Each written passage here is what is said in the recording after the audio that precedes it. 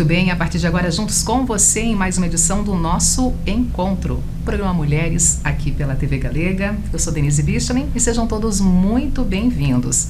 E para abrir o nosso programa de hoje, vamos pautar a área da saúde, cuidados com a nossa pele, todos os meses do ano, fundamental. Mas agora, durante esse momento, de uma maior exposição com o sol, a gente deve redobrar esse cuidado. E para falar sobre esse assunto tão importante, tão necessário para toda a família, a minha convidada, a doutora Amanda Fistarol, que é médica dermatologista. Primeira vez conosco aqui, doutora Amanda, seja muito bem-vinda, tá? Muito obrigada pelo convite. Pois é, importantíssima essa pauta agora, principalmente que estamos vivendo, doutora Amanda, de uma maior exposição ao sol e ao mesmo tempo entendendo que o sol, ele é sim o nosso amigo, é necessário, mas em determinados momentos ele pode trazer sérias complicações e a nossa pele, ela fala muito bem sobre isso, né? Sim, com certeza. A época do verão é a época que a gente está sabidamente mais exposto ao sol. Aqui na nossa região, especialmente, é uma região com uma radiação muito intensa, região litorânea próxima, então acaba tendo bastante índice de queimadura, exposição solar exagerada. Quando nós éramos pequenos, a gente já ouvia falar que tem aquela limitação de horários para estarmos nessa exposição maior ao sol, doutora. Ali das 10 horas para frente até umas 3, 4 horas da tarde, continua valendo essa regra? Continua. Nessa faixa de horários é quando a intensidade da radiação está mais alta. E nessa faixa, inclusive, não é nem para estar exposto ao sol. Tem gente que pensa que nesse horário é para usar protetor e antes das 10, depois das 3, 4 horas, não precisa do protetor. Na verdade, não é isso. A gente não pode se expor ao sol entre as 10 e as 3. O horário ideal para se expor, e sempre com protetor solar, é antes das 10 e depois das 3. Pois é, sempre com protetor solar. Sempre com protetor. Com sol ou com chuva, é um hábito diário, muitas Sim. pessoas já têm isso na sua rotina, mas muitos acham que não é necessário. Sim. É apenas quando estão ali das 10 até as 3 da tarde nessa exposição solar. É mais, infelizmente, mais um erro, digamos assim, nesse cuidado com a saúde, que pode custar caro, né, doutora? Sim, dentro das verdades e dos mitos da dermatologia, esse realmente é um dos maiores mitos, porque muita gente peca em olhar para um dia nublado e acreditar que nesse dia ela não precisa utilizar o protetor solar. E é sempre aquela história de, mas eu fiquei todo queimado no dia seguinte, e sempre é um espanto, a pessoa passando, entrando, ela faz a mesma coisa. O dia nublado, ele não pode ser deixado de lado em relação ao cuidado com o protetor. A radiação, ela é em parte assim barrada com a nuvem, mas mais assim 90%, 80% passa, a maioria no caso, né, da radiação, ela passa mesmo com a nuvem. Então mesmo nos dias nublados e chuvosos a gente precisa usar o protetor solar. E para cada tipo de pele é uma escolha direcionada, com tantas opções que nós temos no mercado hoje nas farmácias, né, de protetor, fator de proteção solar, marcas também do produto ali. Como é que a gente pode fazer a melhor escolha para a nossa realidade? Primeiro a gente avalia se o paciente ele tem fatores de risco para o câncer de pele. E aí tem alguns fatores de risco que a gente poderia mencionar. Mas se a pessoa tem esse fator de risco incluído, é necessário que o FPS seja acima de 50. Então não importa a marca em si, isso é uma questão mais de gosto pessoal para cosmética, fragrância. Tem gente que gosta de um tipo específico de fragrância dos protetores. Se tem cor, se não tem cor, isso seria mais a escolha do paciente. Mas para proteção para o câncer de pele, para quem tem risco, FPS 50. Para paciente sem risco, aí o FPS 30 para cima seria suficiente. Doutora Amanda, câncer de pele. Estamos vendo uma campanha muito importante que ela ganha forma agora nessa passagem, nesse final de ano, começo de ano também. Mas, claro, uma campanha para alertar para esses cuidados ao longo de todo o ano. E essa campanha vem ao encontro justamente de cuidados de prevenção do câncer de pele, Sim, né? Exato. Todo dezembro, já há muitos anos, a SBD, que é a Sociedade Brasileira de Dermatologia, promove essa campanha onde a gente distribui informação de forma gratuita, enfim, através das redes sociais, através das entrevistas, rádio, televisão, mas também é feito um mutirão. A gente atende gratuitamente, é divulgado lá no site da sociedade as regiões onde vai ser feito esse atendimento ao público, e nesse dia não precisa de agendamento, qualquer pessoa pode ir até o local e ser atendido por um dermatologista da Sociedade Brasileira para avaliar e fazer esse check-up dos sinais e avaliar se tem alguma lesão suspeita. e muitas vezes a biópsia já é feita nesse dia mesmo. E muitas pessoas se deparam justamente com a confirmação, doutora, que aquela lesãozinha, aquela manchinha de pele não é apenas uma lesãozinha, uma manchinha de pele, não é só uma feridinha, já é o início de um câncer de pele? Isso, muitas vezes, até na própria consulta dermatológica, quando às vezes as pessoas vão por outras queixas, é importante que a gente se preocupe em fazer num primeiro contato com o dermatologista esse check-up, né, essa consulta completa, justamente porque o paciente muitas vezes ele não sabe identificar o que seria um sinal suspeito. Então o olhar clínico do dermatologista é que vai fazer esse scanner atrás de alguma lesão que possa ser indicativa de câncer de pele. O que seria esse olhar clínico? Até uma dúvida minha, uma dúvida de quem nos acompanha, o que seria esse olhar clínico? Aquele momento em que vocês, profissionais, ouvem o paciente e de repente, né, apontando algumas partes do corpo com alguma preocupação, vocês olham da cabeça aos pés desse paciente, mesmo que ele não perceba, mas vocês já estão ali também com aquele olhar clínico, observando cada pontinho também do próprio corpo. Sim. Como é que é esse contato paciente com o dermatologista nesse primeiro momento para conhecer a realidade daquele paciente? As duas coisas, na verdade, porque muitas vezes o paciente vem relatando o que chama a atenção pra gente, uma história de um sinalzinho que parece uma espinha, geralmente tem essa entrada na frase, né, de que é um sinal que parece uma espinha, mas essa espinha não cicatriza. Ela às vezes sangra, aí forma uma casquinha, daqui a uns meses ela estagna e aí depois ela volta a formar uma casquinha ou sangra quando vai limpar o rosto, vai enxugar com a toalha na limpeza. Então, da parte do paciente, isso é muito importante na história clínica, porque eles referem isso pra gente sim. Agora, do nosso olhar como dermatologista, ao longo dos anos, examinando muitas pessoas, a gente consegue muitas vezes bater o olho em algum sinalzinho, mesmo sem o aparelho, que é o nosso instrumento de trabalho, que é o dermatoscópio, que é uma lupa específica, muitas vezes a gente já consegue fazer esse alerta, justamente por características muito específicas do câncer de pele. É lógico que o dermatoscópio ajuda a gente, porque lesões muito pequenininhas às vezes vão precisar dessa lupa para a gente ter certeza, mas muitas vezes, ainda mais aqui na nossa região, que é uma das com maior índice de câncer de pele do Brasil, infelizmente muita gente já chega com um sinal grande, e aí a gente consegue detectar mesmo sem essa lupa. Na maioria das vezes a concentração está no rosto, está na orelha, está na cabeça, principalmente os homens com pouco cabelo, doutora. Sim. Ou a gente também encontra casos de câncer de pele em outras partes do nosso corpo? A maioria vai ser nas regiões expostas ao sol, porque o sol está diretamente relacionado, é o principal fator de risco para o câncer de pele. A gente tem uma característica importante de que histórico familiar é importante para o câncer de pele e tem uma parte genética sabidamente envolvida, mas não basta só isso. Na maioria dos casos é a exposição solar exagerada que acaba desencadeando. Então, o maior índice local, né, onde a gente encontra o câncer de pele é na região exposta ao sol. Principalmente rosto, que fica todo dia, né? Às vezes a gente tá com blusas, enfim, camisas que cobrem os braços, mas os outros locais como colo, braços, são os locais seguintes, digamos assim, da frequência de câncer de pele. E a gente tem os casos mais raros, lógico, onde em áreas não expostas ao sol também tem câncer de pele, e aí entraria o fator de risco, que é o genético, completamente. E nós temos diferentes tipos de câncer de pele também. Sim. Dá para falar um pouquinho sobre esses diferentes tipos ou os mais comuns aqui na nossa região? O mais comum, a gente tem 3 tipos basicamente. Dentro desses tipos a gente tem subtipos, mas aí a gente não precisaria entrar nesse detalhe. Os tipos mais comuns são o basocelular, é o mais comum do mundo, ele vem na frente de um câncer de mama, câncer de próstata, e esse é o menos agressivo para a nossa sorte, né?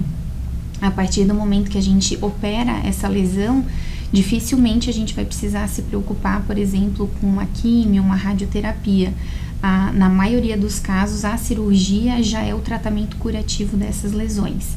Em segundo lugar, dos mais comuns, seria o espinocelular. A gente abrevia CBC, o basocelular, e SEC, o espinocelular. Esse a gente precisa tomar um pouquinho mais de cuidado, porque ele pode ter o risco de, em raros casos, mas pode ter o risco de espalhar para outros órgãos, né?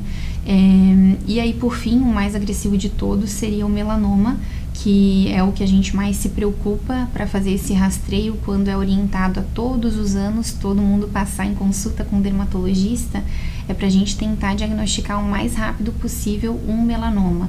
E, novamente, a nossa região é a região com os maiores índices no Brasil de melanoma.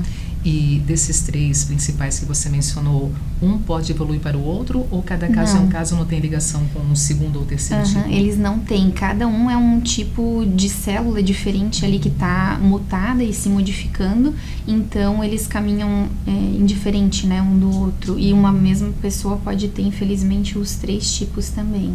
Cauterização, cirurgia propriamente, algum outro medicamento utilizado, né, nesse acompanhamento do paciente, isso vai depender daquele momento em que está médico e paciente para decidir a melhor forma de tratamento daquela situação. Claro, e assim, dificilmente a gente vai tratar um câncer de pele de uma forma não cirúrgica ou sem quimio e radioterapia. Se é um câncer de pele, isso é uma dúvida às vezes que o paciente tem. Como o CBC é o mais comum de todos, muitas vezes a gente explica para o paciente que aquilo é um câncer e ele no final pergunta, mas esse é aquele que é benigno, né? E não é. Se é câncer, se a palavra existe ali, né, no contexto câncer, é sempre maligno. E quando é maligno, a gente precisa, na maioria das vezes, para não dizer sempre, ter a operação, a cirurgia associada no tratamento da cura desse câncer de pele, falando especificamente aqui de câncer de pele, né? Então, só se atentar para isso, que realmente é uma lesão maligna e que ela precisa ser tirada. Você falando isso, me veio ao encontro tudo que eu vivi há 2, 3 anos atrás. Também descobri um câncer de pele em 2 pontos do meu rosto. Fiz essa pergunta para o meu médico. É maligno ou benigno? Ele assim, Denise, é câncer. É câncer e tem que ser tratado, tem que ser retirado o quanto antes. Foi feita a cirurgia, uma micrográfica. Agora eu estou em acompanhamento. Volto a cada 6 meses para ter aquele olhar clínico e ao mesmo tempo, né, sempre novas orientações porque são bem-vindas e aquele cuidado que antes já existia, porque ele mencionou que não é o sol de hoje, foi o sol lá da infância e da adolescência que me trouxe o câncer hoje, mas ao mesmo tempo aquele cuidado, né, com o protetor solar se tornando o meu amigo diário. Exato. Né, o meu tratamento diário também nesse cuidado com a pele. O protetor solar é o melhor amigo da gente, né, quando se fala de pele. E isso que precisa estar inserido na população. Assim, deve ser uma rotina que nem escovar o dente e tomar banho, sabe? Precisa ser incluído todos os dias na nossa rotina. O sol, a nossa pele, ela não tem assim uma memória curta, ela vai acumulando todo esse dano que foi causado ao longo da vida.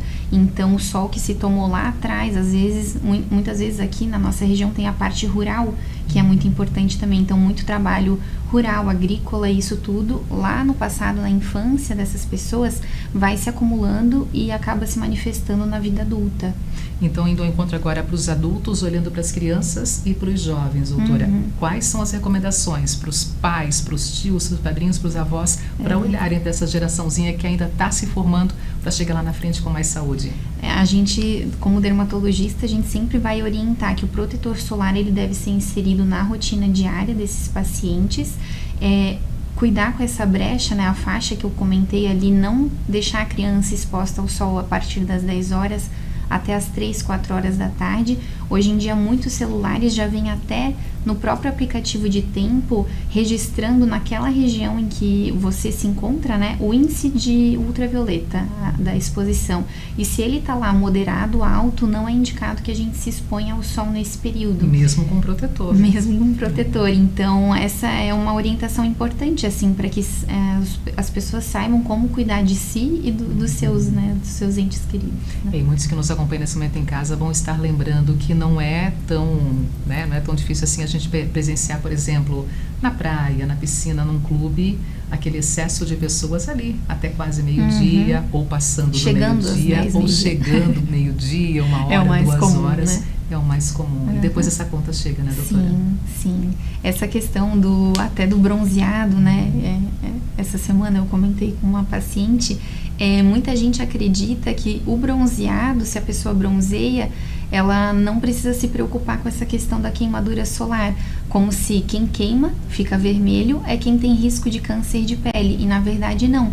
qualquer alteração na pigmentação da pele, seja ficar avermelhado ou seja ficar moreno, bronzeado, significa que já houve dano, que a pele ela já chegou no limite dela do que ela poderia se proteger daquela exposição solar. E a partir dali, seja para bronzeado, seja para queimadura, significa que você passou todo o seu limite de exposição solar que a pele conseguiria se proteger. Então isso já é um dano à sua pele e tem que ficar atento se depois disso não vai aparecer ali alguma dessas manchinhas que a gente precisa se alertar para o câncer de pele. Para quem exagerou nesse momento da exposição e depois está com aquele vermelhidão realmente, né, que traz um grande incômodo durante algumas horas e até tem situações que vão alguns dias, doutora, qual é a recomendação para aquele momento ali em trabalhar também e cuidar da pele? O principal é acalmar ao máximo a pele, então usar as loções de pós-sol que são com agentes calmantes, um aloe, né, aloe vera que tem para acalmar e muito hidratante. Agora, se já chegou num ponto de ter uma queimadura com bolha, daí o ideal é que a gente passe em consulta para fazer o tratamento adequado, considerando uma queimadura mais grave mesmo. É possível ter qualidade com bronzeamento solar? Se está a pele bronzeada, mas com qualidade e com saúde? A resposta é não, de uma forma geral, para a gente não entrar em dúvidas, né? Mas hoje existem aqueles bronzeadores em spray ou cremes, os autobronzeadores, né? Esses não tem problema porque eles são como uma maquiagem, tanto que eles mancham a roupa em determinado momento, porque eles estão saindo do corpo. É uma reação química onde eles só geram uma pigmentação na parte mais superficial da pele, é uma tinta. E esse zero problema de causar algum dano para a nossa saúde. Agora, se envolve lâmpadas, ou se envolve a lâmpada aquelas de bronzeamento artificial mesmo, né? Ou se envolve o sol, o bronzeado já não é mais saudável. Melhor ficar branquinha. Com certeza. E nessa utilização do protetor solar, de quanto em quanto tempo ao longo de um dia a gente deve também fazer a reaplicação dele? Esse é uma outra questão mais polêmica, né? Porque se a rotina é ficar dentro de um ambiente fechado, como a gente está, por exemplo, dentro de um estúdio, não teria a necessidade de ficar reaplicando a cada 2 horas, como é estabelecido pelo consenso. E aí, nesse momento, a gente tem que ter o bom senso, né?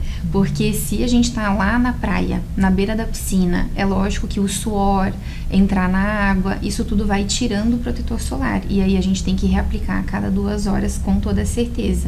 Mas se a gente tá num ambiente fechado, reaplicando ao meio-dia, por exemplo, que é o horário que a gente vai sair para se expor ao sol, normalmente para almoçar, enfim, já é suficiente. Eu combino com os pacientes dessa forma. Muito bom. E nessa questão, passei protetor solar no corpo, também no rosto, tem todo o cuidado. Vou dar um mergulho, volto, seco meu rosto com a toalha, estou removendo o protetor solar. Isso, junto, né? Exato. E justamente por isso que a gente precisa reaplicar. O próprio protetor, mesmo que ele seja a prova de água, ele é uma prova de água até um certo ponto, então ele é retirado, né? A gente passa a mão para enxugar os olhos, enfim, vai arrumar o cabelo e acaba tirando esse protetor. Então, a reposição depois de sair do mar, depois de sair da piscina é essencial. Campanhas como essa que estamos vivendo, relacionadas à prevenção do câncer de pele, doutora, tem conseguido despertar um maior conhecimento da população e um maior interesse também em procurar vocês, profissionais da dermatologia? Muito, é sempre benéfica essas campanhas, porque realmente ainda não faz parte de muita gente da população essa conscientização, né? A gente tinha comentado antes que muitas vezes, se não tem alguém próximo que passou por isso ou a própria pessoa não acaba sentindo na pele, infelizmente não desperta essa consciência. Então, quanto mais a gente consegue disseminar a informação pelos meios que a gente tem, é melhor para poder auxiliar os nossos pacientes. Então, para despertar ainda mais essa consciência, finalizando aqui a nossa entrevista com você, qual é o teu recado final, tua mensagem para quem nos acompanha nesse momento? De uma forma geral, a gente sempre, como dermatologista, vai indicar que o protetor solar seja usado todos os dias, ter isso como um hábito realmente, cuidar com esses horários de pico da exposição solar e evitar o bronzeado, mesmo que seja esteticamente agradável. A gente tem formas, que nem eu comentei, como o uso desses autobronzeadores, que é uma forma consciente de manter um tom de pele mais bronzeado, sem prejudicar a sua saúde. Isso aí, doutora Amanda, muito obrigada por estar conosco. Pelo convite. Foi a primeira de muitas entrevistas. Muito Volte obrigada. mais vezes para a gente continuar esse cuidado especial com a nossa pele e com a nossa saúde, tá bom? Obrigada. Gente, intervalo comercial, tá? Rapidinho. Eu volto já com a sequência do nosso programa Mulheres aqui pela Imagem da Cidade. Volto já.